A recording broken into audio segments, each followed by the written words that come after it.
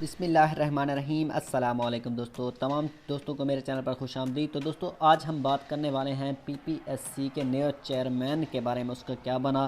क्योंकि 24 और 25 जनवरी को जो है नए चेयरमैन की तकर्री होनी थी और उसने हलफ उठाना था और अपना ओहदा संभालना था। उसके साथ साथ दोस्तों हम पेपरों की बात करेंगे कि पेपर जो बाकी रह चुके हैं या उनके रिज़ल्ट, बाकी पेपर्स के, लेक्चर के और बाकी जनरल पेपर के रिज़ल्ट्स कब आएंगे।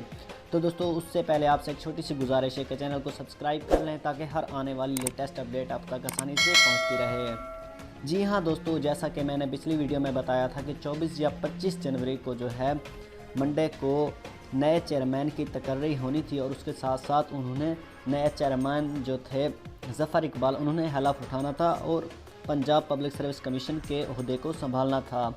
तो उसके साथ साथ दोस्तों आपको एक और न्यूज़ अपडेट देता चलूँ कि पंजाब पब्लिक सर्विस कमीशन के जो नए चेयरमैन हैं वो अभी तक नहीं आए और उनकी तकर्री नहीं हुई और ना ही उन्होंने हलफ उठाया। तो इसकी रीज़न क्या है? तो उसकी रीज़न कुछ ऐसे है कि अभी तक जो है एंटी करप्शन और पीपीएससी स्कैंडल केस के बारे में वजाहत हो रही है और उसका केस चल रहा है। जब तक वो ख़त्म नहीं होता तब तक जो है उसके नए चेयरमैन नहीं आएंगे। और उसके साथ साथ दोस्तों गवर्नमेंट ने एक अहम ऐलान किया है कि उसकी जगह नए चेयरमैन जब तक नहीं होते, अपॉइंटेड नहीं होते, तब तक के लिए मिस्टर सलीम सजाद जो होंगे, जो कि ऑलरेडी पीपीएससी के मेंबर हैं, और उसके साथ साथ दोस्तों मिस्टर सजाद सलीम इस ओहदे को तब तक संभालेंगे। तो दोस्तों उम्मीद करते हैं वो भी कुछ हैंडल करेंगे इस मसाइल को कि पंजाब पब्लिक सर्विस कमीशन के मसाइल को हल किया जाए। और उसके साथ साथ मैं आपको बताता चलूँ कि जो पेपर्स हो चुके हैं लेक्चरर के और उसके रिज़ल्ट क्यों नहीं आ रहे। दोस्तों 3 फरवरी तक उसके रिज़ल्ट अभी तक नहीं आएंगे, उनके फाइनलाइज़ किए जाएंगे।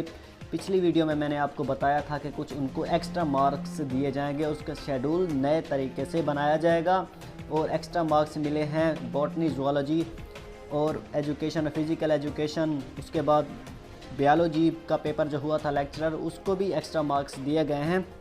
तो इसलिए जो है उनका नया शेड्यूल होगा और उसकी मेरिट लिस्ट दोबारा लगेगी।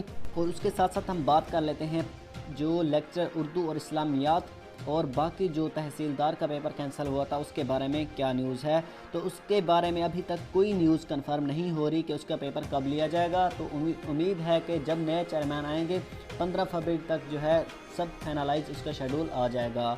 शुक्रिया दोस्तों, अस्सलाम वालेकुम। अगर मेरी वीडियो आपको पसंद आई हो तो एक लाइक और चैनल को ज़रूर सब्सक्राइब कीजिएगा। अस्सलाम वालेकुम।